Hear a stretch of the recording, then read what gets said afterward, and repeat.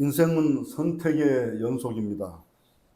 사람들은 매일 선택의 기로에 서게 됩니다. 직장에서, 가정에서, 또 사업장에서 매일 우리가 선택해야 할 일들과 마주치게 되는 것이죠. 인생이 아주 중대한 결정을 해야 될 그런 기로에 설 때가 있습니다. 이 길이냐 저 길이냐, 그런 중대한 기로에 섰을 때 우리는 어떤 기준으로 선택을 하게 됩니까?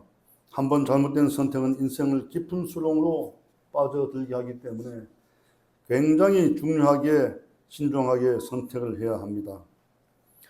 여러분, 두 장의 초대장을 받았습니다. 하나는 왕의 생일잔치에 오라는 초대장이고, 하나는 아무것도 없는 빈들에 초대한다는 예수님의 초대장을 우리가 받았습니다. 여러분, 어떤 것을 선택하시겠습니까? 오늘 저는 본문 말씀을 중심으로 생명의 축제로 나아오라는 제목으로 말씀을 전하고자 합니다. 오늘 성경 본문은 헤롯에 의해 벌어진 세례 요한의 죽음과 빈들에서 일어난 오병이의 기적을 기록한 내용입니다. 저는 오늘 이 두 사건을 통해서 세상이 벌이는 화려한 돈잔치와 축제 뒤에 숨어있는 죽음의 그림자, 그리고 빈들이지만 예수님과 함께 있을 때에는 언제나 생명으로 풍성하게 축제가 벌어진다는 그런 내용으로 두 개를 비교함으로써 은혜를 나누고자 합니다. 예수님께서 세례 요한으로부터 침례를 받으시고 사역을 시작한 지 얼마 되지 않아서 세례 요한이 옥에 갇혔다는 소문을 듣게 됩니다. 당시 갈릴리 지방을 통치하던 분봉왕은 헤롯 안티파스였는데, 그가 이복 동생 빌립 1세의 아내 헤로디아를 불법으로 취하여 아내로 맞이했습니다. 헤로디아는 헤롯의 아들 중 하나인 아리스토블로스의 딸인데, 헤롯 안티파는 하나님의 율법을 어기고 이복 동생의 아내이자 조카였던 헤로디아를 아내를 선택하는 그런 잘못된 선택을 함으로써 세례 요한이 이를 강하게 비판을 하게 됩니다. 그의 범죄 행위를 강하게 비판하고 반대하자 헤롯이 요한을 옥에 가두게 된 것입니다. 세례 요한은 어떤 분입니까? 예수님 오실 길을 평탄하게 하기 위해 하나님께서 예수님보다 6개월 먼저 이 땅에 보내신 구약의 마지막 위대한 선지자였습니다. 세례 요한의 탄생은 예수님의 탄생과 마찬가지로 신비에 쌓여 있었습니다. 그의 아버지는 아비야 반열의 제사장 사가랴요, 그의 어머니는 아론 계열의 아론의 후손인 엘리사벳이었습니다. 엘리사벳은 예수님의 모친 마리아와 사촌지간이죠. 그렇다면 세례 요한과 예수님은 육촌 관계가 되는 것입니다. 사가랴와 엘리사벳에게는 자녀가 없었고 이미 두 사람은 나이가 많아서 자녀를 둘 수 없는 그런 몸이 되었습니다. 그런데 사가랴가 예루살렘 성전에서 제사장 직무를 수행할 때에 천사 가브리엘이 나타나서 이렇게 얘기를 합니다. 아내가 임신하여 아들을 낳을 것이니 이름을 요한이라고 하라, 이렇게 말씀을 하게 됩니다. 요한은 이렇게 가브리엘 천사의 예언에 따라서 나실인으로 태어나서 빈들에서 생활을 하게 됩니다. 낙타 털옷을 입고 가죽 허리띠를 띠고 석청과 메뚜기를 먹었습니다. 머리와 수염을 깎지 않아 길게 누려뜨렸고, 그가 요단강에 나타났을 때 사람들은 묘한 영적 이끌림에 끌려서 세례 요한에게로 모여들게 됩니다.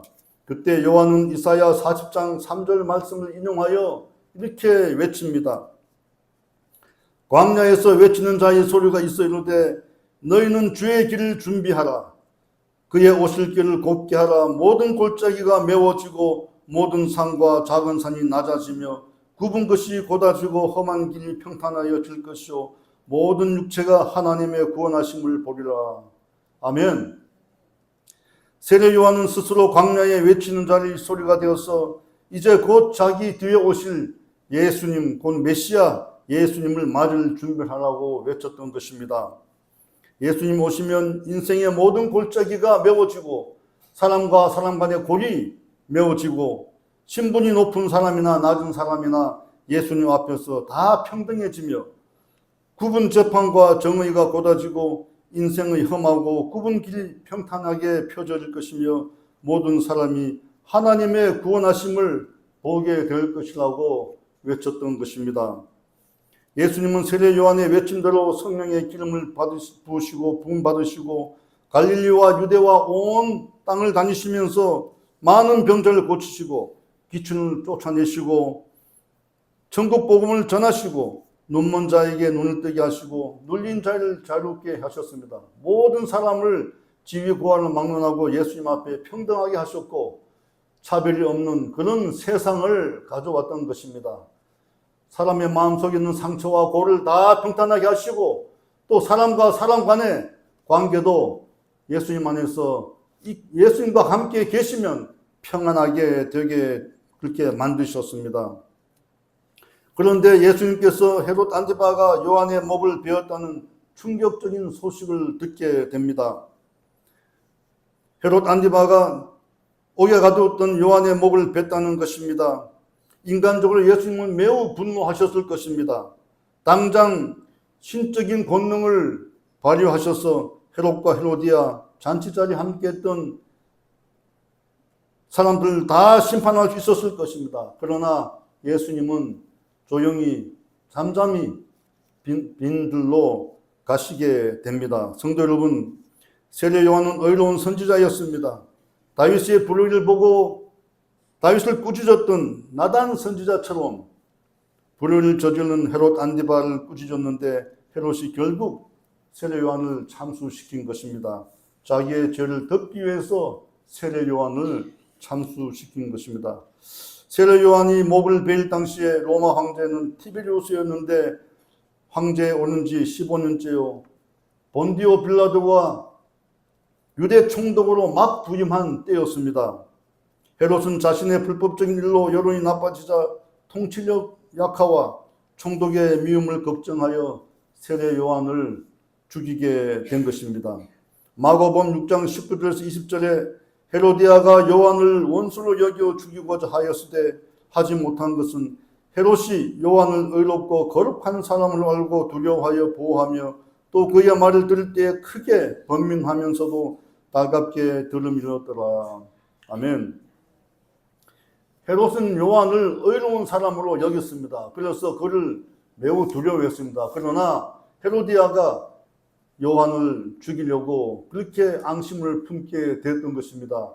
헤로디아는 헤롯 안티바에게 계속해서 요한을 죽이자고 했으나 헤롯 안티바는 요한을 두려워하여 계속해서 말렸던 것을 우리가 성경을 통해서 보게 됩니다.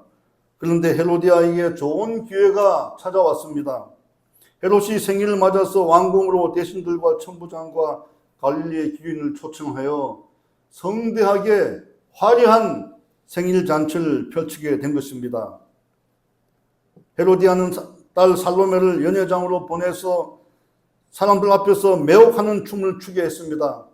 대신들과 천부장 귀인들이 박수치며 좋아하니까 헤롯 안티파스는 흥분하여 살로메에게 맹세하여 이르기를 모든 것을 네가 구하는 것마다 다 주겠다. 나라의 반이라도 너에게 주겠다고 그렇게 얘기를 합니다. 살로메는 살짝 나가서 어머니에게 그 말을 전합니다. 어머니는 가서 요한의 목을 달라고 구하라고 얘기를 합니다. 그래서 살로메는 들어와서 헤롯에게 얘기를 합니다. 요한의 목을 주십시오. 그 말을 들은 헤롯 안티파스는 너무나 근심하여서 두렵고 떨었습니다. 그러나 이미 맹세하여 선포한 내용이기 때문에 그는 어쩔 수 없이 세례 요한의 목을 치라고 군인을 보내게 되었습니다. 군인은 감옥에 있는 세례 요한의 목을 베어서 소반에 담아서 그 잔치 자리에 가져왔습니다.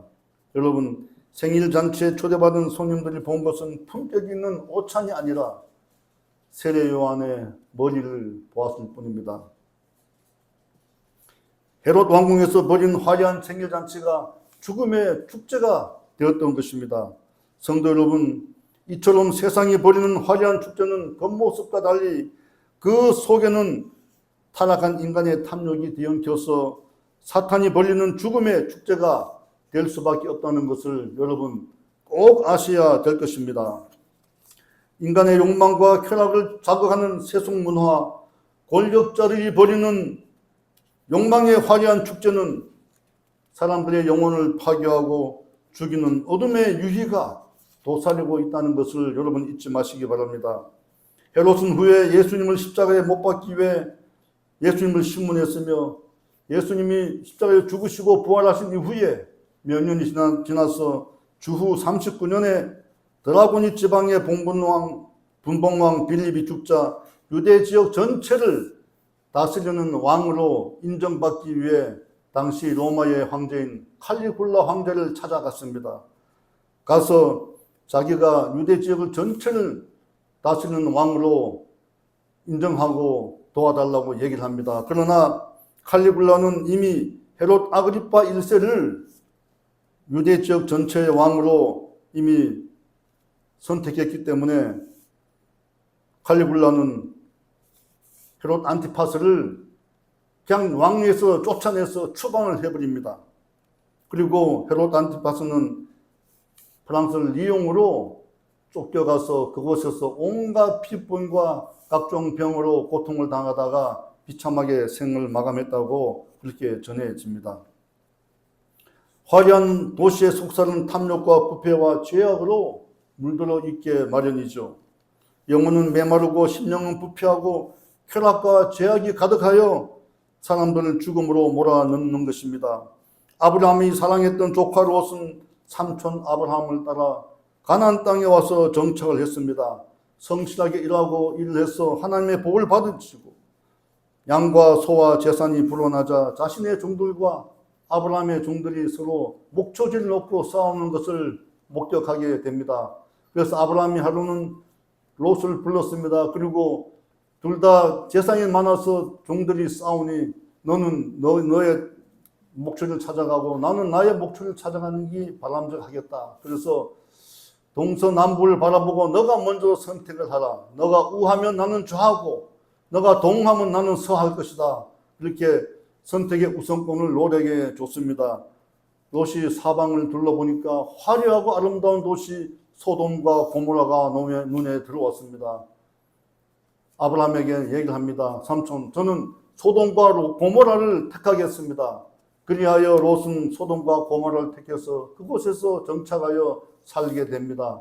세월이 지나서 소돔과 고모라에 인간들의 죄악이 만연하고 창궐하여서 하나님께서 소돔과 고모라를 유황불로 심판을 하게 됩니다. 오늘날 많은 사람들이 세상의 화려하고 자극적인 문화에 빠져들고 있습니다. 세속의 문화에 빠져 하나님의 말씀을 멀리하고 하나님을 떠나서 자기의 욕망대로 살아가고 있습니다. 세상에 그 욕망이 생명이 없는 욕망 세상인 줄 모르고 세상 속으로 빠져들고 있는 것입니다. 2018년 11월 강남 유흥가에서 발생한 번선 사건, 성적 욕망에 사로잡힌 청년들이 벌인 N번방해 사건, 소위 스카이 대학 명문 대학생들이 마약 모임을 가졌던 사건들이 인간의 타락한 욕망을 극적으로 보여주고 있는 사건들입니다. 겉은 돈으로 치장해 화려해 보이고 좋아 보이지만 그 중심에 예수님이 계시지 않는다면 그것은 사람을 타락시키고 결국 인생을 나락으로 몰아넣는 죽음의 축제가 되는 것입니다. 성경은 말씀합니다. 너희는 이 세대를 본받지 말고 오직 마음을 새롭게 하여 변화를 받아 하나님의 선하시고 기뻐하시고 온전하신 뜻이 무엇인지 분별하도록 하라고 그렇게 성경은 말씀하고 있는 것입니다. 최근 한 신문 보도에 따르면 서초동에서 노모를 폭행하여 숨지게 한 두 아들이 지난 19일 검찰에 의해서 구속 기소됐다는 뉴스가 보도됐습니다. 내용은 이렇습니다. 자수성가한 남편으로부터 많은 유산을 물려받은 어머니는 세 아들에게 각각 100억 원대의 유산을 물려줬다고 합니다. 그리고 평소 자신을 정성껏 돌봐온 막내 아들에게 조금 더 재산을 줬다고 그럽니다. 뒤늦게 이를 알게 된 첫째 아들과 둘째 아들이 어머니를 찾아가서 왜 동생에게 돈을 더 줬냐고 그렇게 어머니를 몰아붙이다가 어머니를 폭행해서 죽였다는 그런 내용입니다. 참 있을 수 없는 폐륜이 일어난 것이죠.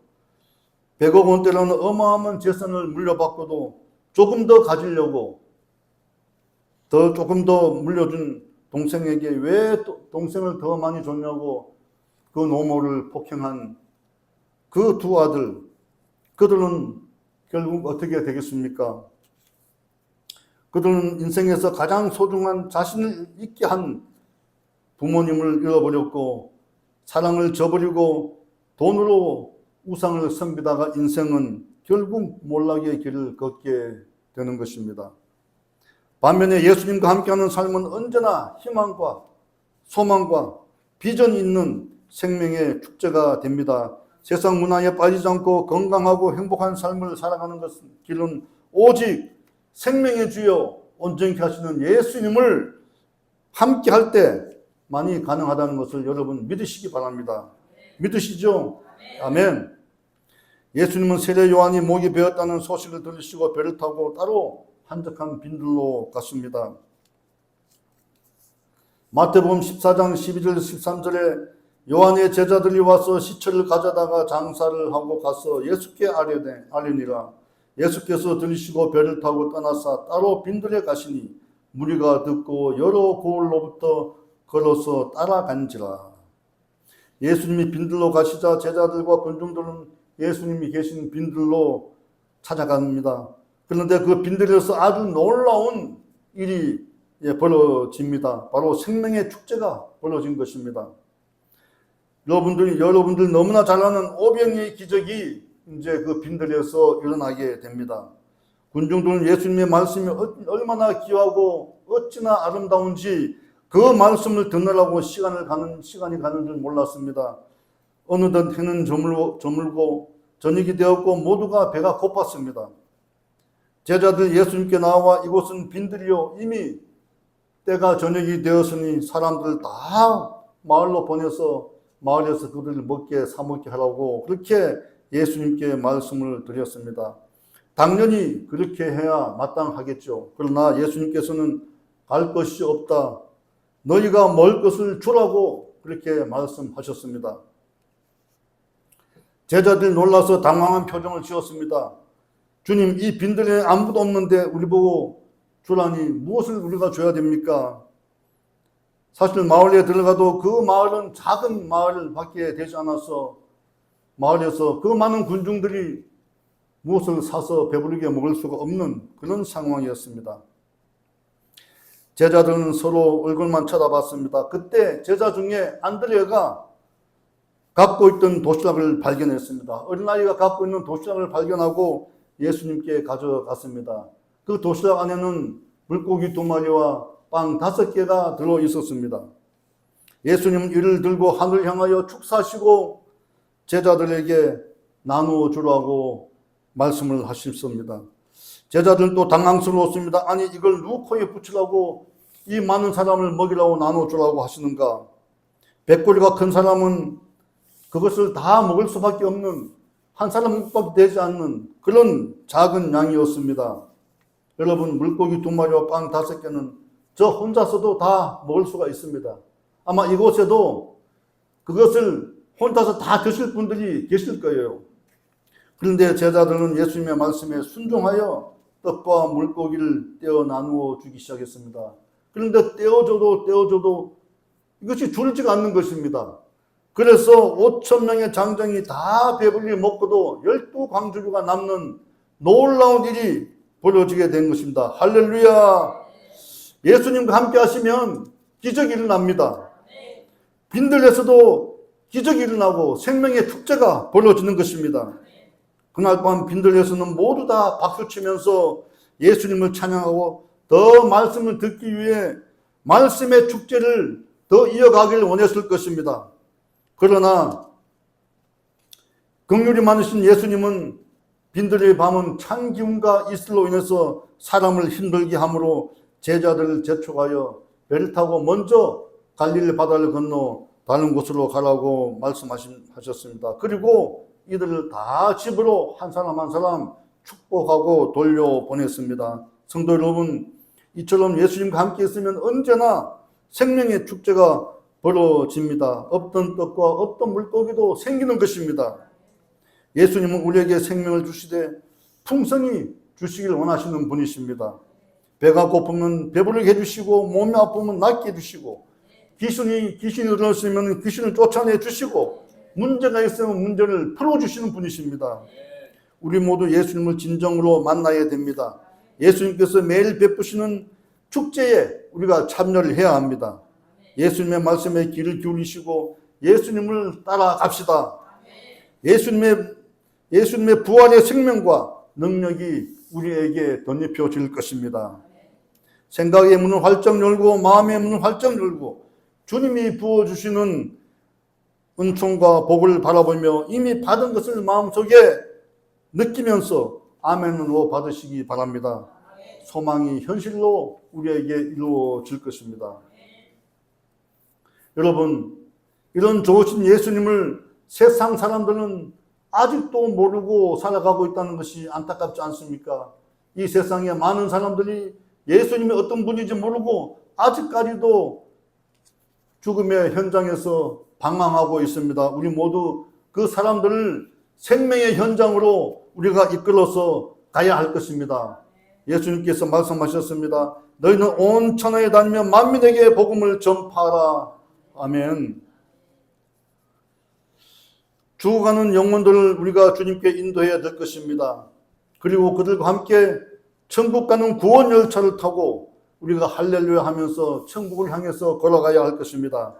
여러분, 믿지 않는 친인척들 교회로 인도하시기 바랍니다. 함께 믿음의 생활을 하시기 바랍니다. 하나님께서 갑절의 복을 부어 주실 것입니다. 빈들에는 아무것도 없지만 그러므로 또 빈들은 아무것도 없는 반면에 기적이 일어날 수 있는 좋은 장소가 된다는 것을 여러분 믿으시기 바랍니다. 예수님이 계시면 빈들에서도 기적이 일어납니다. 지금 우리에게 아무것도 없고 또 우리에게 부족한 것이 있다 하더라도 그 아무것도 없고 부족한 것 때문에 우리가 기적을 체험할 수가 있는 것입니다. 하나님의 은혜를 우리가 받을 수가 있는 것입니다. 예수님께서 말씀하실 때 안드레는 먹을 것을 찾아 나섰습니다. 그는 빈들에 무엇이 있겠어? 이 많은 사람을 다 먹이려면 200데나리오나 필요한데 그 많은 것을 어디서 구해서 이 사람을 먹일까? 그렇게 염려, 근심, 부정적인 생각을 하지 않았습니다. 그는 오직 긍정적으로 예수님이 계시기 때문에 예수님의 명령 따라서 말씀에 따라서 먹을 것을 찾아다니다가 어린아이가 가져온 도시락을 발견했던 것입니다. 그 작은 도시락이 5,000명의 장정, 한 2만 명이 되는 사람들 다 배불리 먹게 하고 12강준이가 남았다는 것은 여러분 누가 일으킬 수 있겠습니까? 오직 예수님, 생명의 주관자이신 예수님만이 일으킬 수 있는 기적인 것입니다. 여러분 부정적인 마음을 갖지 마시기 바랍니다. 예수님을 믿고 예수님의 말씀에 순종하시기 바랍니다. 어린아이가 어머니의 말씀을 듣고 순종하듯이 우리가 연약한 우리는 오직 예수님의 말씀을 듣고 순종해야 할 것입니다. 물고기 2마리와 빵 5개가 들어있는 그것이 5,000명을 먹였던 기적이 일어났던 것처럼 우리 안에서 기적이 일어날 것입니다.